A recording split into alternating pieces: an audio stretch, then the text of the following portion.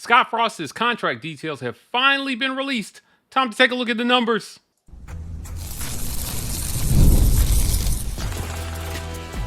You are Locked On UCF, your daily podcast on the UCF Knights, part of the Locked On Podcast Network, your team every day. Welcome on in to Locked On UCF, your daily UCF podcast. I'm your host, Mike G, and thank you so much for making Locked On UCF your first listen of every single day. Joining me as he does every single week is my good friend, Andrew Gluco from The Last Word on Sports. Andrew, first word on this topic. Scott Frost's contract details have finally been released by UCF. We had a lot of great reporters we know reporting on this, so we're going to dig into those numbers. We're going to talk about all the other contract details and incentives as well, too, on this podcast. And we're going to talk about whether that's a worthy investment for UCF. But let's talk about the top number. $22 million is the number for Scott Frost. There was a time in college football where this would be considered a lot of money. Oh, and it wasn't that far. It wasn't that long ago. It doesn't feel like. Not considered a lot of money now for coaching contracts. So let's dig in here to some of the details. As I mentioned, $22 million is the top number for Scott Frost. Now, we took a look at the closest set of data that we had for Big 12 coaches now. And while the exact ranking is hard to nail down, we know that this number makes Scott Frost a bottom 3 or 4 paid head coach in the conference. It feels like this is a good start for UCF in terms of investment and with what we know is coming with NIL, not overpaying for your head coach, but still getting your guy, save some dollars for you to be able to get that money funneled through to players, I think. And so I like this number as a start for Scott Frost. And obviously if he outperforms the contract, they'll move him some. Yeah, and part of the contract has a clause where a 6th year gets added on if he qualifies for a bowl game, which I imagine, you expect that to happen. But here's the truth. If you look at the numbers, his start numbers are pretty close to what Gus Malzahn was making. Frost, coming off his tenure at Nebraska, he was in the NFL. UCF didn't have to break the bank to bring him in. I think that was a benefit to the Knights. The other thing is use that money to, use it to help improve your assistant pool. And you can see they got a cadre of qualified coaches, but then you have to, look at your players and that's now part of your thing is, okay, let's pool some money. I don't know if you got a chance to read ESPN's article. I think it was Andrea Adelson for talking about Scott Frost and Terry Mohajir said they're planning on really going all out as close as they can on that salary cap towards football. So I don't know how close they're really going to make it, but we've talked about before how UCF was on a partial Big 12 payout and they were working with kind of a bare bones system for many years. It's actually easier for them to adjust putting money into that player fund to offset maybe some shortages without causing any real material injury to the athletic department because you're using it with money you didn't have before. So, I mean, if you guys get it, if anyone gets a chance, it was an excellent article on ESPN.com with Andrew Adelson and talking about the Frost hire, how Terry Mohajir actually approached, Scott about, employment when Gus was still there as an assistant coach and just, the development of what led to the hiring. So it was a really good article, but I think that comment from Mohajir about the use of how much they're planning on trying to spend with NIL on the roster and everything, it was kind of eye-opening. I wasn't expecting UCF to get all that close to that, but it looks like they're going to supplement the difference. And if there's a good time to supplement the difference, now is the time when UCF's going from here in finances to here, and you're haircutting it a little bit off the top to offset that. Yeah, I agree. Look, I see this as a smart. I see this as a smart contract decision for UCF. It starts you with a number that doesn't hamstring you, right? Like, it doesn't cut off other areas of your program. But it also gives you a good starting point to build him up from there. I think that we've seen this consistently in college football, Andrew, where a lot of coaches start where Scott Frost is at, but if they can get their team to places that their team has not seen before, you'll see schools not hesitate to move that number up to keep their guy. Because here's the reality that you have to face if you're UCF is that if he has a ton of success, no matter what he said about, hey, somebody forgot to tell me to stop when you're happy and all this stuff, if the number's big enough, he's going to look at that number and consider it, especially if it's a school where it might be easier to recruit. At this point, I think it would have to be a Big Ten or SEC school that would have to come knocking to get him away from UCF out of the Big 12, in my opinion. But, there might be that program out there if he has enough success, and you need the money to stop yourself from being a springboard program for Big Ten and SEC head coaches. Well, we know that Florida already came knocking in 2017, and he said no. That happened. It's not unprecedented that a Big Ten or SEC school can come knocking. He's gonna have to string quite a bit of success after the failures at Nebraska. His style of recruiting obviously did not work in Nebraska and the Midwest. It may not work at most other Big Ten schools, just by the nature of the local market, who they bring in. Probably I would say a larger chance a Southeastern school would come a knocking. But I'm taking Scott at his word. When you get humbled that badly like he did in Nebraska, and it just kind of puts things in perspective. If he can put that success together and be like, you know what? I'm at a Power 4 school. I control my own destiny, and so does this school. There's no reason to go anywhere else. I already tried going somewhere else, and I failed miserably. It's at this point, this school, or as these fans like to hear, this place has all the ingredients that I've needed to create a successful product. Why, at this point, after failing elsewhere, would I throw it away? And I think that'll play a role in keeping him around. That doesn't mean UCF won't renegotiate to bump the contract higher. I mean, it's happened with, in Arizona State. It's happened with Colorado over this offseason. Both got major pay bumps. So there's no reason that UCF won't do the same if Scott Frost earns that bump. Yeah. Look, he can earn a bump in a lot of different ways. Before we started recording, we started talking about some of those other contract details. We're going to dig into some of those details here right after a quick word from our sponsors.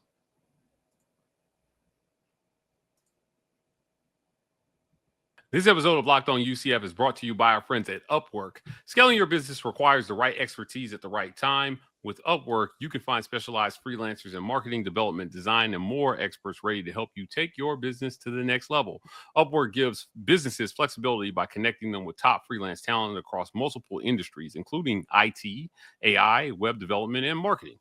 Whether you need extra hands for a project or a long-term partner, Upwork makes hiring simple and affordable. Finding the right talent, fast and easy hiring, cost-effective growth, all great benefits of using Upwork. Visit Upwork.com right now and post your job for free. That's Upwork.com right now and connect with the top growing talent in your business. Contract details are out, as we mentioned in our first segment, but there are some interesting add-ons here for Scott Frost. Let's start with the most obvious one, that is he gets a $200,000 bonus if he makes a run all the way through to the national title in year one. That's not one we expect to pay out in 2025, but certainly it could be relevant years from now. What do you think about this first contract detail here for Scott Frost? $200K to win a national title? I think that's perfectly fair. If you're going all the way to a national title, the school's, bringing enough extra dollars and notoriety and all that stuff. $200,000's perfectly fine. Yeah, yeah. Like, it's interesting here. We see that number. I've seen numbers like that. I've seen numbers like that before, where it's around 200K or 100K. It feels like there are more. It could be worth more than that. We know that a national championship will be worth more than 100K to the school, certainly. But a good starting point, I think, for Scott Frost there. He also gets $25,000 for a top 25, top 15, or top 10 finish. Stackable up to $75,000. So, what do you think about this particular deal here with where UCF finishes in the rankings, the college football rankings, I should say, not the AP, I ain't these weird rankings, the college football playoff rankings. Well, if you look at the bonuses, they're pretty much all tied to the CFP. As far as that goes, I think 25 for each one. They stack. That adds on to the fact there's a 50 grand bonus if UCF wins at least 10 regular season games. So I think all that works well together. If you create a really strong run, these numbers are going to, you're looking at, you go all the way and all that stuff. You're looking at close to $500,000 bonus, but the amount of money in exposure and that the school would get and all the payout extras that the conference will get that'll eventually come back to UCF. And that's worth the cost. It's definitely worth the cost. You make a national title run or even remotely close to it. You finish ranked, and regardless of whether you get in or not, you still have a good. You finish 10-2. Maybe you finish just outside, near top 15, but you're just outside. That's still a really good season. That deserves rewarding. You're not gonna, you're not gonna always win it all. Obviously, you're not gonna go undefeated. But a 10-win season is nothing to scoff at. I mean, that's always a success. Even a 9-win season is still pretty good when you're dealing with a tough schedule. But I mean, 10-win, that's great. That means you are in the conference title hunt. Or you won your non-conference games. It's really the complete package if you're getting 10 wins plus at that point. I agree. The next one I want to talk about is the $100,000 bonus for an undefeated season that includes a conference championship and a postseason. So he would have to make a complete run all the way through undefeated to the title game and win it for an undefeated $100,000 bonus. Another one unlikely to pay out this year, but certainly I think when you talk about how these things stack, right? Because if you win a national title, there's 200K there. If you win a national title, presumably you hit every single one of those ranking bonuses, right? And you are a top 15 school, because it's hard to imagine a team outside the top 15 making the college football playoff. And then you do it in an undefeated fashion, and then there's another $100,000 there for you. So we just riddled off $375,000 in bonuses potentially there for Scott Frost. Exactly. There's a lot of avenues that Frost can win. He can win, extra 50 grand for the national coach of the year, 25 grand for the conference coach of the year. So there's a lot of little places too that he can, get some bonus cash. The big one that, obviously is the base salary, your guaranteed amount, because that's always where the buyouts are based off of. But these bonuses add up, and, obviously if something goes wrong, either he leaves on his own or UCF lets him go. These numbers don't go into that, but if he's getting the kind of success to warrant paying these bonuses out, it's really worth it for UCF football. Yeah. It's interesting. Again, performance-based bonuses I love, because if money is going to be an incentive for the coach, why not make it tied to, what actualizes on the field? You mentioned that extra money for Big 12 Coach of the Year, potentially $500,000 in extra bonuses there for Scott Frost. Before we move on, Andrew, I do want to talk about the buyout terms. Now, if he is fired without cause by UCF, Frost is owed 75% of the remaining guaranteed salary through the contract term, and that would be offset by any new employment that he would get, meaning if he got a job equal to the pay he was making at UCF, as I understand it, UCF would owe him nothing. He got a Correct. job It's dollar for making dollar. less than 3.9. UCF owes him the difference. Is that correct? Well, you have to remember the guaranteed salary for Scott Frost it scales up every year. So it breaks down to 3.9 mil this year, 4.15 next year, then 4.4 mil, 4.65 mil, 5 mil. And if he qualifies for the sixth season, which requires a bowl game, and that would be an automatic guaranteed extra year added on, would be 5.25 mil. So all of that would be part of the 75% buyout. Now that last year is only there if UCF qualifies for a bowl game during his tenure. If it never happens, that number doesn't get added to that as far as the guarantee. Now, I like to remind people, losing games is not a cause in this situation. That's still without cause. For cause would be like illegal stuff, misconduct, violation of conduct policies, moral clauses, morality clauses, something of that fashion. Losing games is not part of that. I mean, you win, you lose. That it's not classified as a for cause piece. So if he goes winless and he gets fired, UCF owes that 75% of the remaining guaranteed amount. If he resigns, there are some different numbers here, but if he resigns every year, that the standard buyout language, that buyout goes down. So in the event that Scott Frost resigns, before I believe it's June 30th of 2026, he would owe 5.5 million. And then 6.5. 6.5. Yeah. And then that goes down exactly by a million every year through 2029. Correct. So that's what he would owe there. I think fair contract terms here for Scott Frost, offered by UCF. Obviously, he accepted it, so he thinks they're fair as well, too.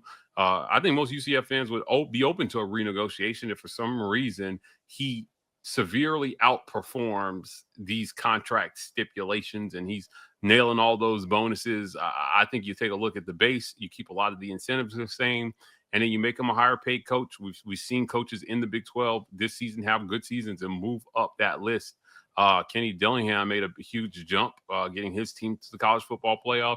If Scott Frost gets picked to finish in the bottom of the league and then makes the playoffs somehow in any year, I think he'll make a similar jump. But look, is this a worthy investment for UCF? We'll talk about that right after a quick word from our sponsors.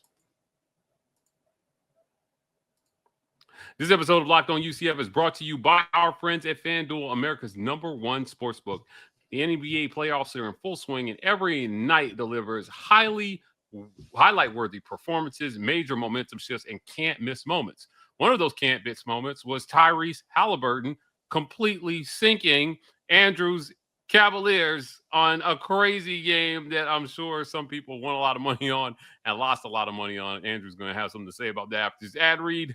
FanDuel makes it easy to stay in games like what we saw between the Pacers and the Cavs before tip-off and live with player props, performance trends, and same-game parlays. Fans have more ways than ever to play smart and win big. You can see which players are showing up in the biggest moments and how tracking their trends could help you build your next bet. And how you could get a $200 bonus in bets to add to the excitement if your first $5 bet hits. New to FanDuel, it's the perfect time to sign up. Head to FanDuel.com and place your first $5 bet. If it wins, you'll get $200 in bonus bets, as I mentioned. Make every moment more with FanDuel, official sports betting partner of the NBA and America's #1 sportsbook.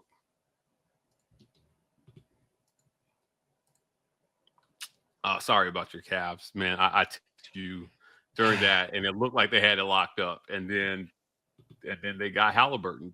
You know what hurts even more? When the NBA comes out the next day and says, yeah, we blew a couple calls that would have changed the game. Yeah, for sure. The putback slam that rocked everyone. They said it should have been a double lane violation. And then the offensive rebound on the Halliburton missed free throw that led to the winner should have also been a double lane violation because Halliburton crossed the line. But you know what? It happens. You can't go back. It sucks. But you know what? I think it hurts more to see the report like, oh, what could have been. But that's why we play the game, and that's why we play bets on FanDuel. Yeah, indeed. Look, is this a worthy investment for UCF? Simple question to close the show. His first go around, he had a contract totaling $11.7 million at $3 million per year, just about. And this go around, it's double that. So I think that reflects kind of the rise in coach salaries over the years, but he's still one of the lower paid coaches in the Big 12. I think that the number is a good investment into Scott Frost, that the school is going to be willing to renegotiate if he does what they think he can do. But you got to start from a reasonable number, because you have the reality, Andrew, that money now that is paying players and coaches may all be coming directly from the same pot now with the way they have it set up. And this is where you have to be careful what you pay your head coach, because at the end of the day, if you commit to a number that is $2 million more than what you need, for schools like UCF, $2 million could be the quarterback you need. It could be the tools that the coaches need. And it'd be interesting to see how many coaches say, I'm willing to take less money in my contract if it means I can go out and get the team I need to win. Well, and take a look at it this way. We know that UCF went, full on a number of other candidates and did not get them. Like Jamie Chadwell would have cost at least $6 million to bring in. UCF really just did not have the kind of cheese to really go after these guys, which is what partially stopped the process. Scott Frost actually is a cheap alternative as far as from a cost standpoint. You're paying basically as much as he did Gus Malzahn. Gus obviously didn't need the money. He was able to fleece Auburn for all it's worth. And it's kind of like Bobby Bowe Day, oh, it's the next year, another year, time to pay Gus Malzahn to not be here, twist that dagger a little bit more. But the truth is, UCF only has a limited amount of funds to work with. They're still in the growth stage in the Big 12. There's still a lot of projects to do to bring facilities and stuff up to par. There's still a lot of things going on. So this actually, from a financial standpoint, is a very sound deal. UCF's definitely getting a good value here because they don't have to overextend themselves. They're one of the lower, cost head coaching, positions in the Big 12, but they're also one of the lower funded schools in the Big 12. So this allows UCF to grow, allows Scott Frost to grow. Obviously, since the last time Frost was the coach, UCF's changed conference. They've gone from the American to the Big 12. There's a expectation of more costs involved, from the school standpoint. So they also want to compensate their personnel properly, at least within respectable range of some of the other schools. Again, this was good value. And you said it before, if things go really well, you can always step back and renegotiate. It's very common that happens. So I think you nailed it earlier. You go in with this value, and if things go really well, you know what? Look, you've done well. You've earned this extra money. Let's renegotiate the contract, and we'll the buyout changes, the incentives change, and your base salary is going to get a bump based on what you have brought to the table. Yeah, look, if you are winning, then the dollars presumably should be there, because winning brings more dollars into the program. So if you're winning at a level where you can renegotiate your contract, I think that it should be an easy decision for the university. Great conversation as always, Andrew. As always, before we get out of here, tell people where they can find you. You can catch me on Twitter /X or Blue Sky at StatBoyDrew. And you can catch my work on The Last Word on College Football, a part of The Last Word on Sports family. Guys, that's it for another great edition of Locked On UCF with my guy, Andrew Gluco. Thank you so much for making us your first listen of every day. For your next listen, go check out our friends at Locked On Big 12. You can find them on YouTube or wherever you listen to your podcast on Locked On UCF.